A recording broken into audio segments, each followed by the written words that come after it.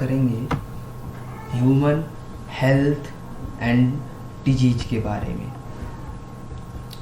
है ना। कैसे कैसे हमारे डिजीज है और कौन कौन सी हेल्थ कैसे की जाती है, अपने हेल्थ को कैसे इम्प्रूव करें, इम्यून सिस्टम को कैसे इम्प्रूव करें, उसके बारे में हम आज बात करेंगे। तो इसी के आगे बात करते हैं व्हाट इज़ द हेल्थ। सबसे पहले हम ये जानेंगे कि हेल्थ होता क्या है। एक्चुअली लोग समझते हैं कि हेल्थ का मतलब होता है कि हमको कोई बीमारी नहीं है, यानी कि एब्सेंस ऑफ डिजीज। दूसरा हम लोग समझते हैं कि फिजिकल फिटनेस, यानी कि हम देखने में तकरीबन अच्छे हैं, फिट हैं, तो मतलब हम हेल्दी हैं। लेकिन एक्चुअली ये 100% सही नहीं होता। ये बात कुछ हद तक सही है और कुछ हद तक गलत है। मतलब 100% ये पूरी बात सही नहीं है। इसकी एक्चुअली डिफिनीशन हम देंगे। जैसे कह रहा है health could be defined as a well being, यानी कि हमें देखिए 3 तरीके से इम्प्रूव करना चाहिए। जैसे हमारी फिजिकली फिटनेस जो होनी चाहिए, फिजिकली भी हमें फिट रहना चाहिए। ये नहीं कि मोटे तगड़े खा पी के पड़े हैं हमारी, है ना। तो हमें पहली बात मेंटली भी स्वस्थ होना चाहिए। मेंटली का मतलब क्या होता है? मेंटली स्वस्थ का मतलब कि हम ये नहीं कि मेंटली प्रेशर लेके पढ़ रहे हैं, हमें ऐसे नहीं करना चाहिए। और यानी कि एक तरीके से रहना चाहिए। दूसरा, हमें सोशली रहना चाहिए, यानी दिल का दिल से कनेक्शन, जैसा कि फिगर में दिखाया गया है ना। एक दूसरे के लिए रहना चाहिए, तट पर रहना चाहिए। और ये नहीं कि दूसरे के ऊपर गुस्सा है ना। तो इस सोशली भी हमें रहना चाहिए। फिजिकली का मतलब हमने अभी पीछे देखा, 2 कारण बताए थे कि हमें कोई बीमारी नहीं है, हम हेल्दी हैं और फिजिकली फिट है। एक्चुअली ये डिफिनीसन नहीं होती, एक्चुअली ये डिफिनीसन होती है हमें फिजिकली फिट रहना है, मेंटली और सोशली भी फिट रहना है। तो 3 तरीके से आगे हमें पूछ रहा है कि बेनिफिट। भाई हेल्दी तो रह रहेंगे हम, है ना। हेल्दी तो मान लो, हाँ ठीक है, लेकिन हेल्दी रहने के कुछ बेनिफिट्स भी। अगर आप हेल्दी रहेंगे तो आदमी कह रहा है हेल्दी क्यों रहे? हेल्दी इसलिए रहिए क्योंकि इसके कुछ बहुत सारे बेनिफिट्स हैं। कौन कौन से बेनिफिट्स हैं? इफ़िशियंसी ऑफ वर्क की क्या होगी? इंक्रीज होगी। आप काम ज़्यादा करेंगे, जब काम ज़्यादा करेंगे तो पैसे ज़्यादा आएंगे, इकोनॉमी भी आपकी क्या होगी? इंक्रीज होगी, है ना। तो अब जब काम करेंगे पैसा भी आएगा तो एज जाएगी, इस बात है। लॉन्गटिविटी, यानी देखे होंगे कि जैसे जो बड़े आदमी होते हैं वो जल्दी बूढ़े नहीं होते हैं ना। तो पैसा का मतलब रहता है ऐसा, है ना। तो खाने पीने पे ध्यान देंगे आप, मेहनत करेंगे तो आपकी एज भी क्या होगी? बढ़ जाएगी। फिर बात करते हैं प्रोडक्टिविटी, यानी कि जब सारा काम आप करेंगे, जब पैसा, प्रोडक्टिविटी भी बढ़ेगी, आप बनाएंगे उसको।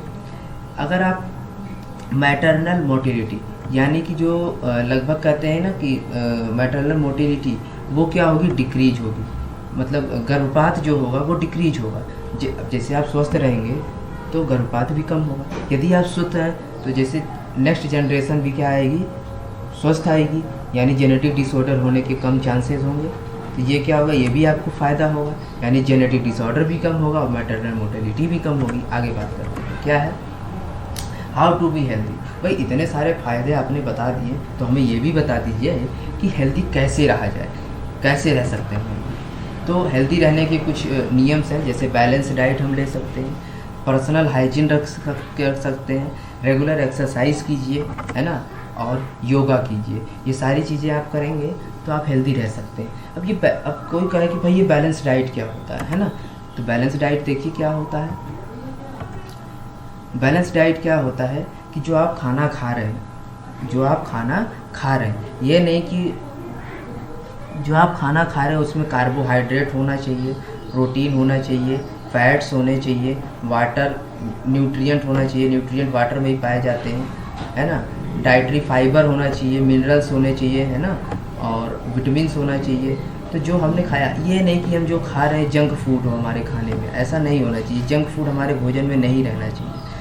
तब हमारा तभी मतलब होता है बैलेंस डाइट। नेक्स्ट आता है, बैलेंस डाइट हो गया। पर्सनल हाइजीन कैसे रखें? पर्सनल हाइजीन का मतलब होता है कि आप हाथ धोकर खाना खाएं, नहाते समय एहतियात बरसें, है ना, कि ये नहीं कचड़े में जाके नहा लिए, गंदे पानी से नहा लिए, और अपने आसपास सफाई रखें। मतलब पर्सनल हाइजीन रखना। हाइजीन का मतलब यही होता है। आगे बढ़ते हैं। रेगुलर एक्सरसाइज कर सकते हैं आप। रेगुलर एक्सरसाइज आप कीजिए। कैसे करना है ये देखिए। एक्सरसाइज का मतलब क्या होता है।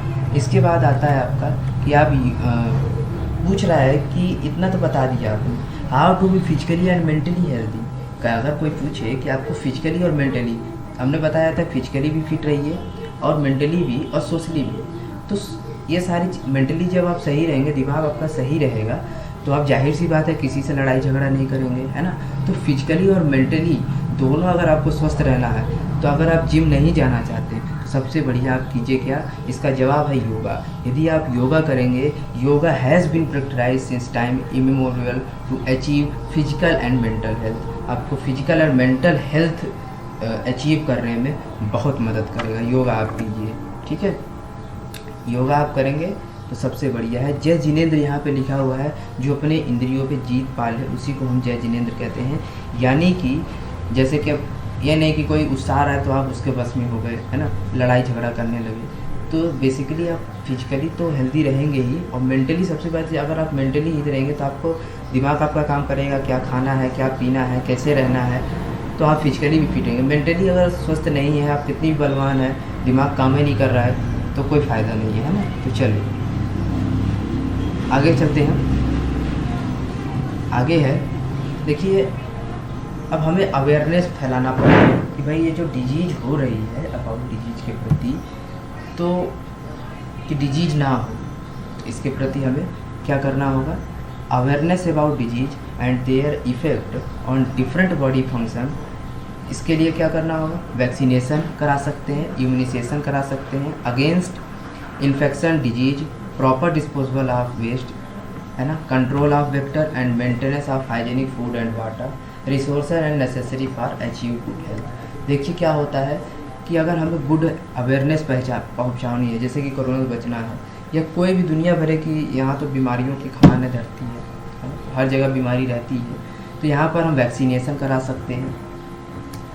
वैक्सीनेशन के बाद आता है infection disease, proper disposable of waste. जो हम वेस्ट है, मतलब जो इधर कूड़ा करकट फेंक रहे हैं, वो सोचिए कि डिस्पोज हो जाए। ऐसे ये नहीं कि ऐसा चीज़ यूज़ करें जिसका डिस्पोजन है, हो मतलब वो दोबारा रिसाइकिल हो के फिर अपने पास आ जाए।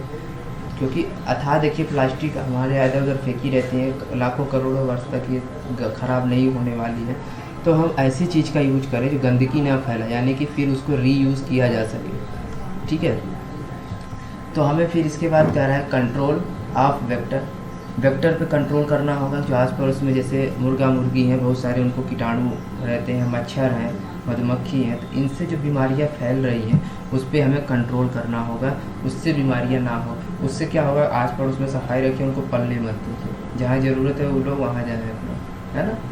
तो एक प्रॉपर जगह होना चाहिए। इससे क्या होगा, देखिए मच्छर है, मच्छर ने क्या किया, मुर्गा मुर्गी को काटा, इंसान ने खाया, इंसान ने, मतलब ये चक्र है ना, कौन किसको काट रहा है, एक बार फिगर को ध्यान से चाहिए।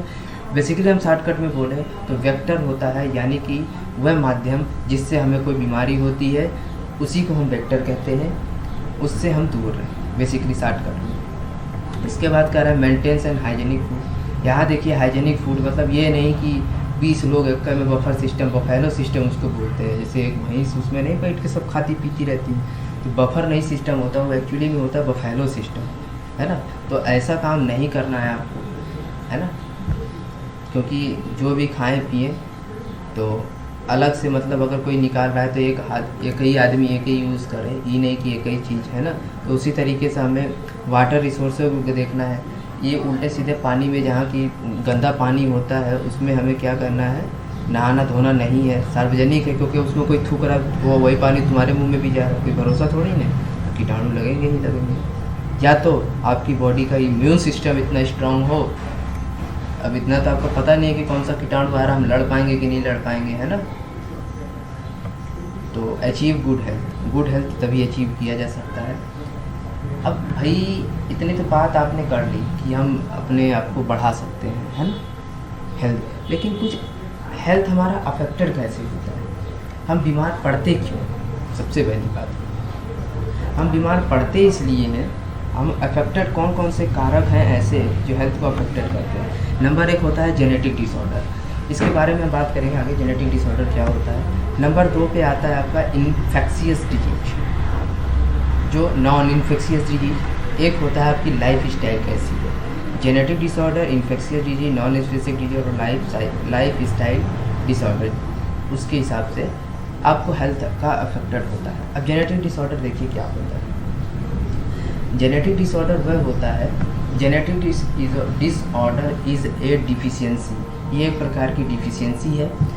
With which a child is born, जब बच्चा जन्म होता है, and deficiency is defected which the child inherits from parent from birth. देखो इसको हम शॉर्टकट में समझते हैं। कहने का मतलब एक मेल है और एक फीमेल है, हो सकता हो ये भी अफेक्टेड हो और ये भी, दोनों में से एक लोग भी अफेक्टेड हो सकते हैं, या हो सकता हो कि दोनों में से एक ही अफेक्टेड हो। दोनों में से इन दोनों का अगर हम क्रॉस कराएं तो देखिए जो बच्चा गर्भ में है वो अफेक्टेड ही पैदा होगा। क्यों? क्योंकि दोनों में से, मतलब चाहे वो मेल, चाहे वो क्या हो, मेल हो, मेल चाहे अफेक्टेड हो चाहे फीमेल हो, या दोनों इफेक्टेड हो, दोनों में से कोई एक हो या दोनों इफेक्टेड है, तो बच्चा कैसा होगा भाई? अफेक्टेड ही बच्चा पैदा होगा।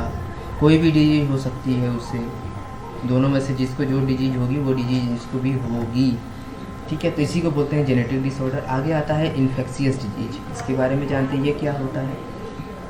इन्फेक्शियस डिजीज वह डिजीज होता है, disease which are easily transmitted from one person to another are called infectious disease. इसका मतलब हो रहा है, कहने का मतलब कि जो एक पर्सन से दूसरे पर्सन में, जैसे कोरोना है, एक दूसरे को छूने से हो जाता है, तो वैसे जैसे संपर्क में कोई दूसरे के आया और उसको इन्फेक्शन हो गया, that is called infectious disease. अब इसमें देखिए कुछ एग्जांपल हैं, जैसे देखिए चिकन पॉक्स की हम बात करते हैं, जैसे माता जी के नाम से जानते हैं। देखिए पहले गांव में क्या होता था कि वहाँ पे बेसिकली वो डिस्टेंस ही मेंटेन कर, 2 गज की दूरी मास्क की जरूरत, उस समय मास्क नहीं था, आदमी 2 गज की दूरी को कैसे मेंटेन करता था, वहाँ सफाई करते थे, कच्चा घर रहता था तो बहुत वहाँ पे गोबरी वोबरी डाल देते थे। तो चिकन पॉक्स का मतलब ही होता है सफाई करना, है ना, इन्फेक्शन। तो वहाँ सफाई बेसिकली अगर साइंटिफिक तरीके से भी उसको समझें तो हम कह सकते हैं कि बेसिकली वहाँ पे सफाई रखने का मोटो था कि और कोई किसी के पास न जाए, नहीं तो माता जी नाराज़ हो जाएंगी। माता जी नाराज़ नहीं हो जाएंगी, वो वायरस आपको, इन्फेक्शियस डिजीज है ना, वो आपको टच करेगा और आपको वो चिकन पॉक्स हो जाएगा। अब एक बात और है कि जो कहते हैं ना कि चिकन पॉक्स एक बार हो गया तो दोबारा नहीं होगा। क्यों? क्योंकि रेजिस्टेंस डेवलप हो जाता है ना, उससे लड़ने की क्षमता डेवलप हो जाती है कि अगर फिर दोबारा उसका वायरस आएगा बॉडी के अंदर तो वो उसको मार देगा। आगे चलते हैं। दूसरा होता है कॉमन कोल्ड, जुकाम बुखार अगर किसी को रहता है, ये देखिए अगर पास में किसी के जाइए तो उसको भी हो ही जाता है। फिर तीसरा होता है डिप्थेरिया। ये डिप्थेरिया क्या होता है? ये एक प्रकार का सीरियस इन्फेक्शन होता है जिसमें गला और नाक दोनों एकदम जाम हो जाती है, मतलब नाक तो बेहिसाब बहती है और गला भी खरखराने लगता है, तो उसको डिप्थेरिया बोलते हैं। HIV भी देखिए एक दूसरे के संपर्क में आने से ही होता है, HIV या एड्स ये संपर्क में आने से ही होता है। इन्फ्लुएंजा क्या होता है? इसमें आदमी की डेथ भी हो जाती है। इसमें क्या होता है? लंग्स, बेसिकली कोरोना में भी यही हो रहा है कि गला नाक और मतलब क्या करेगा इन्फ्लुएंजा भी, लंग्स को पूरा एकदम डैमेज कर देगा भाई, ऑक्सीजन जाने ही नहीं देगा। क्या करेगा? नोज़ को ही ब्लॉक करने लगेगा। इसमें क्या होगा कि धीरे धीरे कफ जो होता है ना वो बनने लगता है नाक में, फिर गला एकदम फड़फड़ाने लगेगा। डिप्थेरिया में भी होता है, लेकिन यहाँ पे डिप्थेरिया में क्या होता है कि लंग्स नहीं अफेक्टेड होता, लेकिन इन्फ्लुएंजा में लंग्स तक पहुँचा देता है। इसके बाद ये वेक्टर होते हैं जो ये सारी बीमारियाँ फैलाते हैं। कुछ वेक्टर्स हैं। वेक्टर मतलब होता है कि जिनके माध्यम से बीमारियाँ होती हैं, जैसे बैक्टीरिया हो गया, आपका वायरस हो गया। वायरस के बाद कुछ फंजाई ऐसे होते हैं और कुछ पैरासाइट्स होते हैं जो हमारे ऊपर आते हैं और हमारे ऊपर से, जैसे अब जब तक हमको मारना है मारेंगे, जानेंगे कि इसकी बॉडी रेजिस्टेंस डेवलप हो गई है, हमको मारेगा तो दूसरे पे चले जाते हैं। तो पैरासाइट का मतलब होता है जो एक दूसरे पर निर्भर है ना, तो वो दूसरे पे जाएंगे, आक्रमण करेंगे। इसके बाद आता है नॉन इन्फेक्शियस डिजीज। ये क्या होता है? ये क्या बला है? आइए देखते हैं। नॉन इन्फेक्शियस डिजीज का मतलब होता है जो कि टच करने से ना हो, मतलब एक नॉन कम्युनिकेबल डिजीज। ये कम्युनिकेबल नहीं होता है कि नहीं वो जल्दी से किसी को होता नहीं है ना, तो नॉट ट्रांसमिटेड डायरेक्टली, जैसे ही नहीं किसी के संपर्क में आने से हो गया। जैसे आपने सुना होगा, एग्जांपल इसका देखिए, क्रोनिक ऑब्स्ट्रक्टिव पल्मोनरी डिजीज। ये क्या होता है? क्रोनिक ऑब्स्ट्रक्टिव पल्मोनरी डिजीज में क्या होता है? ब्रीदिंग इसकी ब्लॉक कर देता है, पल्मोनरी डिजीज है ना। इसमें क्या होता है? आगे अस्थमा, सांस फूलती है, नहीं इसकी सांस फूल रही है तो तुमको भी, तुम्हारी भी सांस फूलने लगी। ऐसा संपर्क में आने से नहीं होता। हाँ, वो कैसे होता है? बैक्टीरिया वायरस उसके कैसे पहुँचे हैं, हो सकता है आपके खाने पीने के साथ पहुँच गए हो, वो बात अलग है, लेकिन इस संपर्क में मतलब छुआछूत से नहीं होता अस्थमा। ऑक्यूपेशनल लंग डिजीज जितने होते हैं वो भी ऐसा नहीं होता। पल्मोनरी हाइपरटेंशन, उसको हाइपरटेंशन है, कोई ज़रूरी नहीं आपको छू देगा तो हो जाएगा। सिस्टिक फाइब्रोसिस भी ऐसा नहीं होता। इसमें क्या होता है, लंग्स और डाइजेस्टिव सिस्टम, मतलब जितना भी खाना पचाने में, सिस्टिक फाइब्रोसिस जिसको होगा उसको सांस लेने में दिक्कत होगी, उसको खाना पीना भी नहीं पचेगा। ठीक है, तो ये वेक्टर्स हैं कुछ, बैक्टीरिया, वायरस एंड फंजाई और पैरासाइट्स। ठीक है, तो नॉन इन्फेक्शियस भी वही होता है कि बैक्टीरिया, वायरस और फंजाई जितने भी होते हैं, कोई डिजीज बैक्टीरिया से होता है, कोई वायरस से होता है, कोई फंजाई से होता है। ये अलग टॉपिक है कि बैक्टीरिया से होने वाले कौन से डिजीज हैं, वायरस से होने वाले कौन है, कौन फंजाई से होते हैं, कौन पैरासाइट से होते हैं, कौन पेरियन से होते हैं, कौन वायरॉइड से होते हैं। ये अलग टॉपिक है। ठीक है, कमेंट करके बताइए अगर उसके बारे में भी आप जानना चाहते हैं विस्तार से कि बैक्टीरियल डिजीज कौन कौन से हैं, तो हम जरूर बनाएंगे। आगे शुरू करते हैं। Life style disorder. Life style आपकी अगर गड़बड़ है तो उससे भी कुछ डिसऑर्डर होते हैं। कौन कौन से होते हैं, पहले ये होता क्या है lifestyle. Lifestyle including food and water, we take rest and exercise, we give to our body habits that we have our like. देखिए, समझने की कोशिश कीजिए। इसमें क्या है कि आपकी लाइफ स्टाइल कैसी है। आप बहुत ज़्यादा जंक फूड खाते हैं, मीठा खाते हैं, गेम खेल रहे हैं, है ना, तो आप बहुत आराम से, ऐसा भी हो सकता है। खाने पीने के आप ओबेसिटी आपके अंदर बहुत ज़्यादा हो गई है, तो ये सारे डिजीज लाइफ स्टाइल, मतलब गंदी लाइफ स्टाइल। जब मन में आ रहा है उठ रहे हैं, खा रहे हैं, दारू पी रहे हैं, उल्टा सीधा चीज़ खा रहे हैं, कहीं भी बैठ जा रहे हैं, उठ जा रहे हैं। ये लाइफ स्टाइल से देखिए कौन कौन सी डिजीज होता है। कार्डियोवैस्कुलर डिजीज, कार्डियो वर्ड जहाँ भी आ जाए समझिए कि ये हार्ट से रिलेटेड है। ठीक है, तो हार्ट में डिजीज हो जाता है, स्ट्रोक आ जाते हैं, डायबिटीज़ हो जाता है। डायबिटीज़ भी किससे होता है, ज़्यादा खाने पीने से ही होता है। अब इसके कौन से वेक्टर होते हैं, है ना, तो डर्टी वाटर, गंदा पानी उनी पी लिया उसकी वजह से भी हो जाता है। फिर देखिए फूड आपका जो है स्पॉइल्ड है, मतलब वो भी गंदा खाना आपने खा लिया। पॉल्यूटेड एयर जो आपकी है उससे भी आपको डायबिटीज़ वगैरह इतना ज़्यादा क्यों फैल रहा है, क्योंकि ये सबसे तो बच जाएगा आदमी, लेकिन जब पोल्यूशन एयर ही पोल्यूटेड होएगी तो आदमी सांस कैसे जाए, सांस तो आदमी लेगा, ये रोक तो सकता नहीं है। तो मेनली हमें पेड़ पौधों पर ध्यान देना है।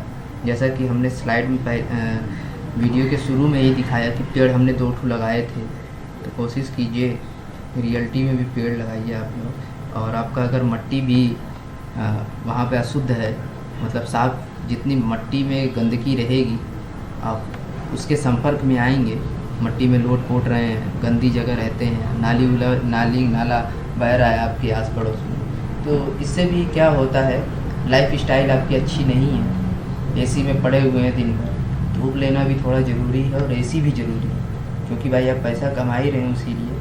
तो लेकिन ये नहीं कि आप प्रकृति को भूल जाएं, तो प्रकृति को भी याद रखिए, लाइफ स्टाइल अपनी सुधारिए थोड़ा सा।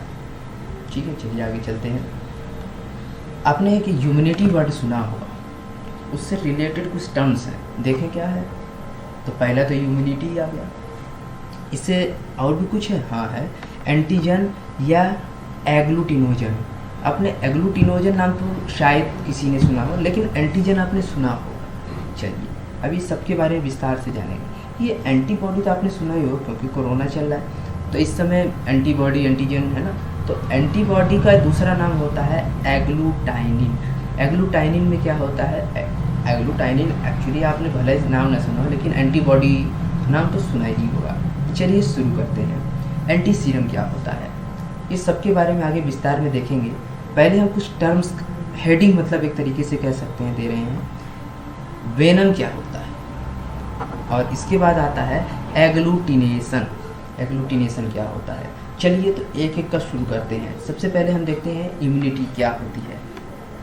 इम्यूनिटी का मतलब होता है resistance of the body against a pathogen or disease. कहने का मतलब है कि देखिए ये हमारे पास क्या है, एक पैथोजन है। जो पैथोजन का मतलब होता है जो भी कीटाणु बाहर से आकर हमको बीमार करना चाहते हैं या करेंगे, उनको हम पैथोजन के नाम से जानते हैं।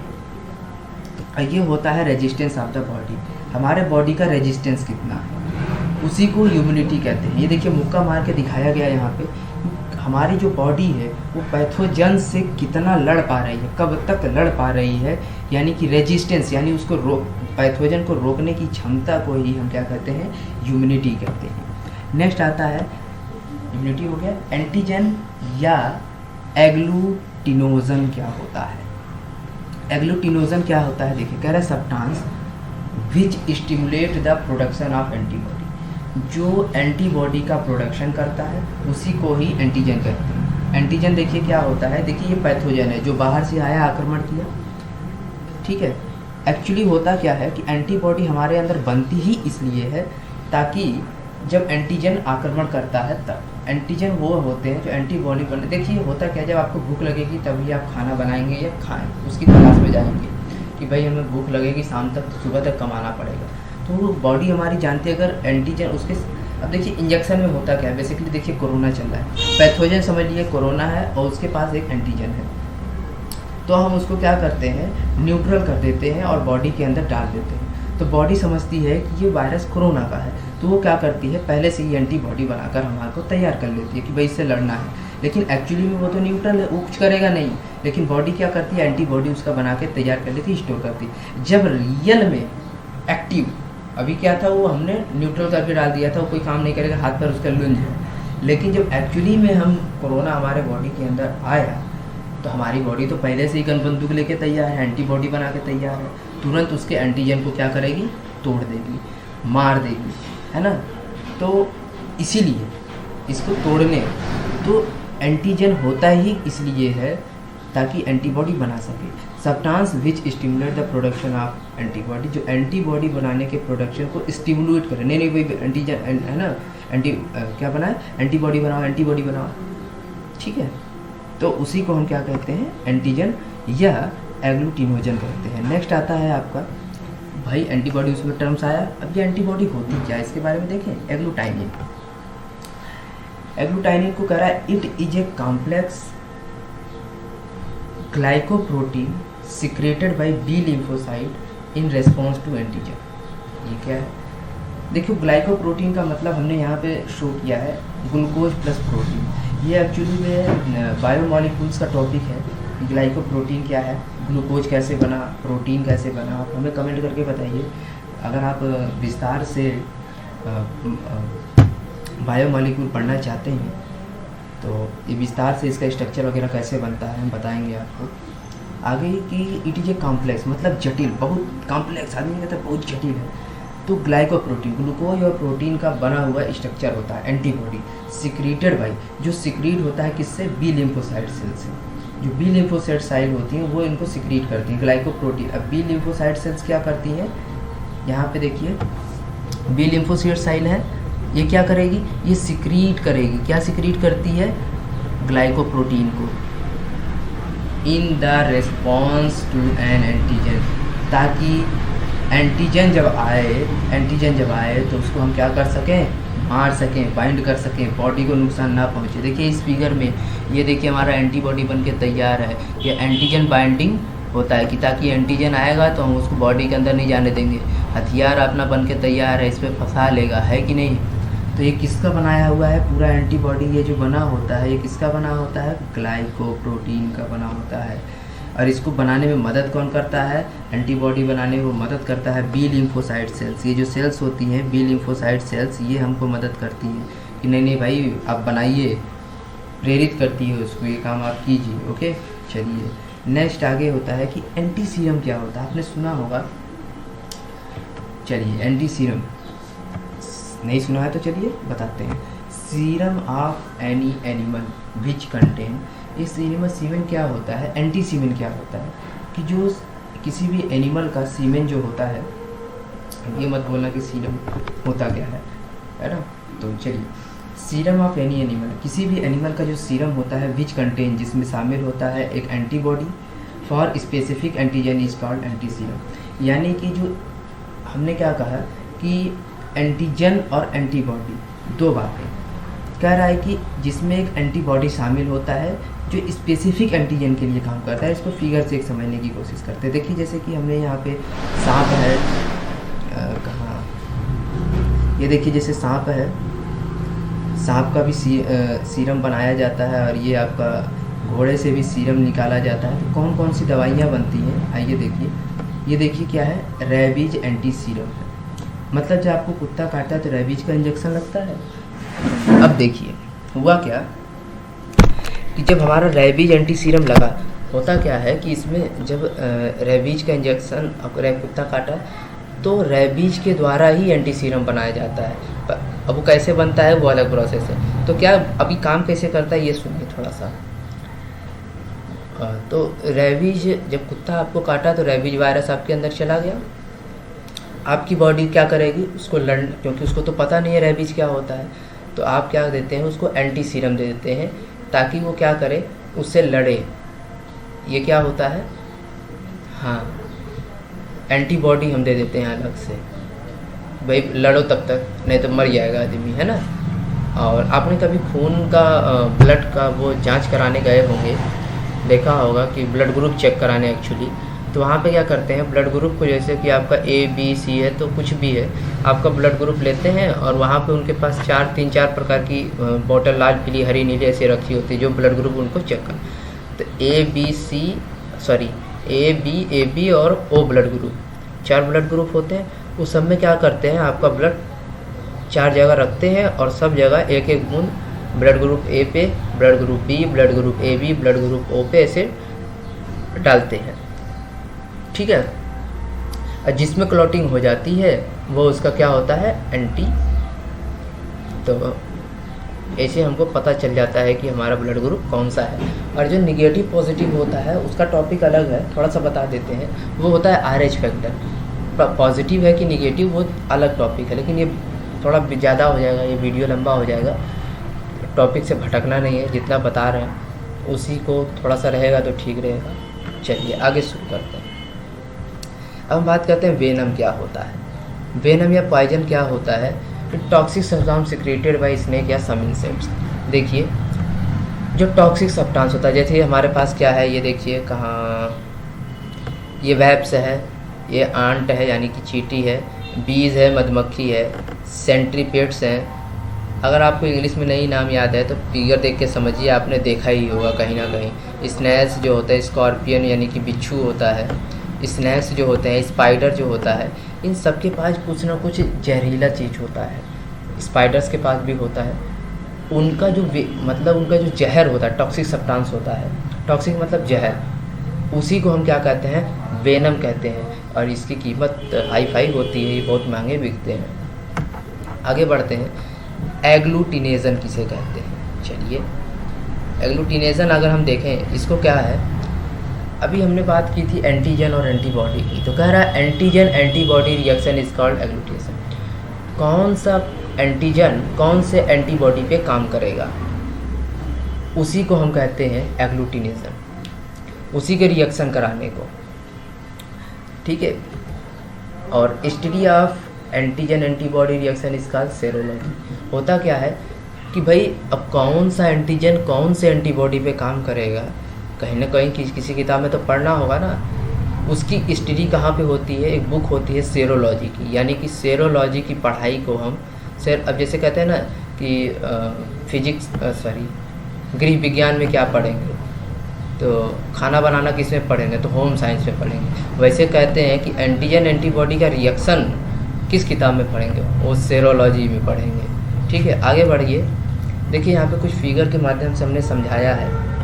होता क्या है कि यहाँ देखिए ये प्लाज्मा ऐसे बह रहा है। प्लाज्मा कहाँ होता है, एंटीबॉडी इन प्लाज्मा। प्लाज्मा में जो होता है वो एंटीबॉडी पाई जाती है। और आरबीसी के ऊपर जो एंटीजन होता है, देखिए यहाँ पे आरबीसी है, ये आरबीसी है यहाँ पे, और उसके ऊपर देखिए यहाँ पे एंटीजन है, ब्लैक ब्लैक।